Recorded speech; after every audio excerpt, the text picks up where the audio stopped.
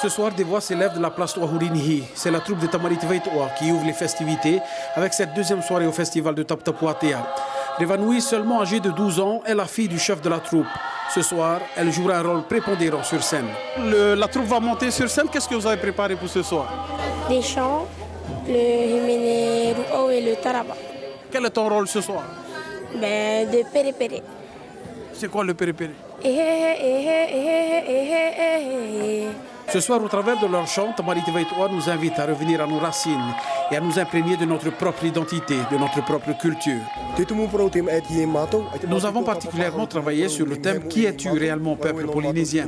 Tous nos efforts durant les festivités qui se sont déroulées dans notre commune à Tumara ont été basés sur ce thème que nous allons développer une nouvelle fois ce soir. La soirée s'est poursuivie avec une prestation de chant des Tamarita Kitumu, des îles Cook. Fiers d'y participer, la reine a aussi profité de ce déplacement pour sensibiliser les Tahitiens à se réconcilier en quelque sorte avec leur propre histoire. I'm proud to bring this group of, Nous avons le plaisir et l'honneur d'être ici pour ce festival afin de voir et de comprendre votre culture qui est similaire à la nôtre, particulièrement au niveau de la langue, des traditions. Mais qu'en est-il de la royauté? Personne n'en parle.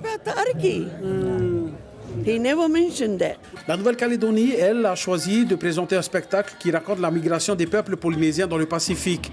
La Calédonie, qui elle-même a connu une migration considérable durant des années, chante et danse ce soir une cohabitation harmonieuse. Alors on va présenter la migration des peuples polynésiens dans le Pacifique.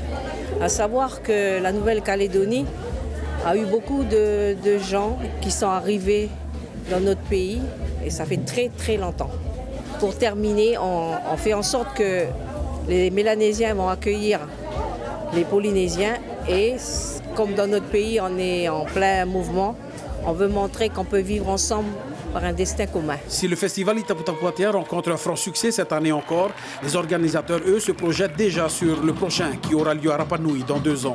On aimerait que ce festival continue et que ça perdure tous les 2 ans, de ne pas couper ce lien.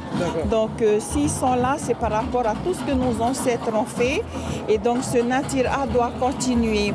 Et nous sommes les décideurs aujourd'hui, il faut perdurer. Le festival Itaputapuatea se poursuivra encore demain soir avec une dernière soirée de chants et danses. En attendant, les délégations profiteront encore des 2 journées qui leur restent pour visiter l'île sacrée. L'information en continu sur Polynésie la première, Internet et réseaux sociaux.